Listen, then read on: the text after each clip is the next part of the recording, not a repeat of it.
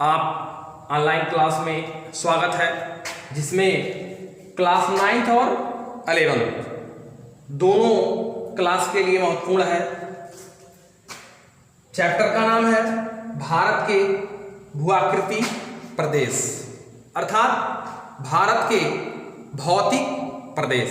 आप सभी जानते हैं भारत एक विशाल देश है जिसका क्षेत्रफल 32,87,263 वर्ग किलोमीटर, लेकिन इस पूरे क्षेत्रफल पर एक जैसी स्थिति नहीं है, एक जैसे भूभाग नहीं है। इस संपूर्ण भारत में कई तरह की स्थितियां उत्पन्न हैं, कई तरह के भूभाग उत्पन्न हैं, इन्हीं का हमें अध्ययन करना है।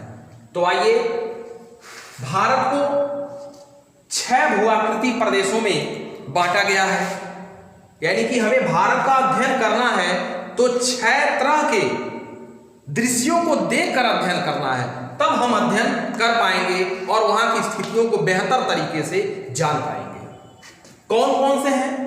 पहला है आपका भारत का पर्वतीय प्रदेश। सभी जानते हैं भारत के शीर्ष पर जो जम्मू कश्मीर से लेकर आसाम तक ये पूरा क्षेत्र आपका पर्वतीय क्षेत्र के अंतर्गत आता है। पूरा क्षेत्र पर्वतीय क्षेत्र के अंतर्गत आता है। इन क्षेत्रों में 3 भागों में बांटा गया है, बृहद, मध्य, निम्न, यानी कि बृहद हिमालय, मध्य हिमालय, निम्न हिमालय। अब बृहद हिमालय की बात करें तो इसकी औसत ऊंचाई लगभग 6000 मीटर, यानी कि समुद्र तल से 6000 मीटर की ऊंचाई पर स्थित है। और जो इसकी मुख्य चोटियां हैं, जो पर्वत श्रेणियां हैं, विश्व की सबसे ऊंची श्रेणी आप जानते ही हैं माउंट एवरेस्ट, उसके साथ कंचनजंगा, ये 2 मुख्य चोटियां हैं जो बृहद हिमालय के अंतर्गत आती हैं।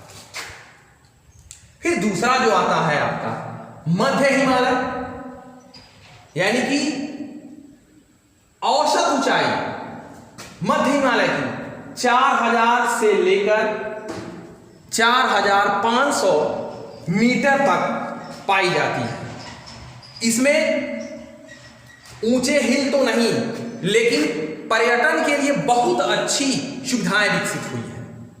वास्तव में कहा जाए तो ये पर्यटन के दृष्टि से बहुत महत्वपूर्ण है। हिल स्टेशन जैसे डलहौजी, शिमला, धर्मशाला, मंसूरी, आप गर्मियों में चले जाएं, गर्मियों में पहुंच जाएं वहां पर, तो वहां का इतना सुनहरा मौसम, बर्फ गिरने की प्रक्रिया, पार्कों में फूल खिले हुए मिलेंगे जो वास्तव में मन को आकर्षित करते हैं। तो ये बहुत ही सुंदर दृश्य उत्पन्न होता है, पर्यटक के लिए बहुत ही महत्वपूर्ण क्षेत्र है। तीसरा आपका आता है निम्न हिमालय।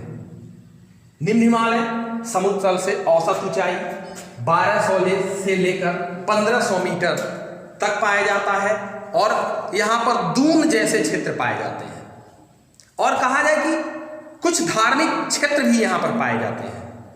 वैसे भारत एक ऐसा देश है जहां पर धर्म की दृष्टि से, देवी देवताओं की दृष्टि से बहुत ही मान्यता है।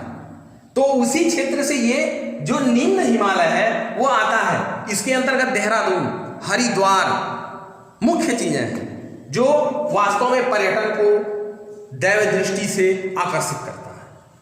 फिर आप आएंगे इस भूआकृति क्रम में उत्तर का विशाल मैदान। आप मैप पर गौर करेंगे, यानी कि लगभग ब्रह्मपुत्र, गंगा और सिंध द्वारा लाई गई ये उत्तर के विशाल के मैदान का निर्माण हुआ है। इस क्षेत्र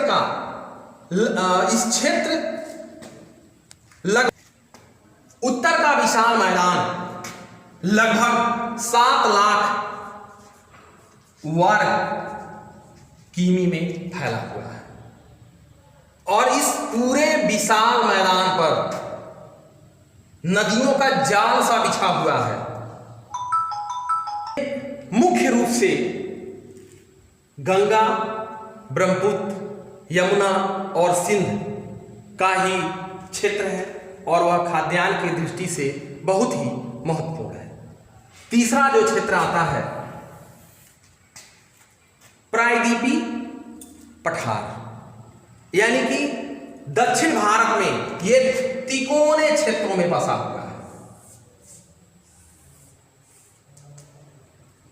प्रायद्वीपीय पठार के नाम से जाना जाता है। अब प्रायद्वीपीय पठार में दो तरह के स्थितियां उत्पन्न होती हैं। पहली स्थिति मध्य उच्च भूमि। यह क्षेत्र गुजरात, राजस्थान और दिल्ली के आसपास पाया जाता है। जो दूसरा क्षेत्र है दक्कन का पठार, वास्तव में दक्कन का पठार का निर्माण या कहा जाए कि प्रायद्वीपीय पठार का निर्माण ज्वालामुखी लावा द्वारा ही हुआ है, ज्वालामुखी लावा द्वारा ही निर्मित है। और ये दक्कन के पठार भारत के लिए कहा जाए तो औद्योगिक या खनिज पदार्थ की दृष्टि से बहुत ही महत्वपूर्ण है। चौथा जो आता है हमारा तटीय प्रदेश। तटीय प्रदेश आपका भारत के पूरब की तरफ बंगाल की खाड़ी और पश्चिम तरफ अरब सागर का पतला पट्टी, जैसा कि आपको मैप में बताया जा रहा है, ये पूरा का पूरा क्षेत्र आपका तटीय है। यहां पर नदियों द्वारा भी लाई गई मिट्टियां पाई जाती हैं जो कृषियों के लिए अच्छा है। ऊपर से नारियल के फसलों के लिए, सूखे मेवे के लिए बहुत ही महत्वपूर्ण क्षेत्र है। आपका पांचवा जो आता है थार का मरुस्थल। थार का मरुस्थल अर्थात ऐसा क्षेत्र जो भारत में पश्चिमी क्षेत्रों में पाया जाता है। राजस्थान के कुछ भागों में जो मैप द्वारा आपको इंगित किया जा रहा है क्षेत्रों में पाया जाता है। ये पूरा क्षेत्र मरुस्थल है जिसमें केवल बालू ही बालू, बालू के टीले, वनस्पति विहीन क्षेत्र, वर्षा 9 के बराबर होता है, जनसंख्या 9 के बराबर पाई जाती है। फिर भी कहीं कहीं नदियों का विकास या पाताल तोड़ कुएं के सहारे इन क्षेत्रों में मानव जीवन यापन किया जाता है। और जो लास्ट आपका आता है द्वीप क्षेत्र, अर्थात बंगाल की खाड़ी में अंडमान निकोबार द्वीप समूह और अरब सागर में आपका लक्षद्वीप। ये ऐसे क्षेत्र होते हैं जो चारों तरफ से पानी से घिरे होते हैं, बीच में उठे हुए क्षेत्र होते हैं। वास्तव में यह एक ऐसी स्थिति उत्पन्न होती है जिसके कारण ये द्वीप बनते हैं।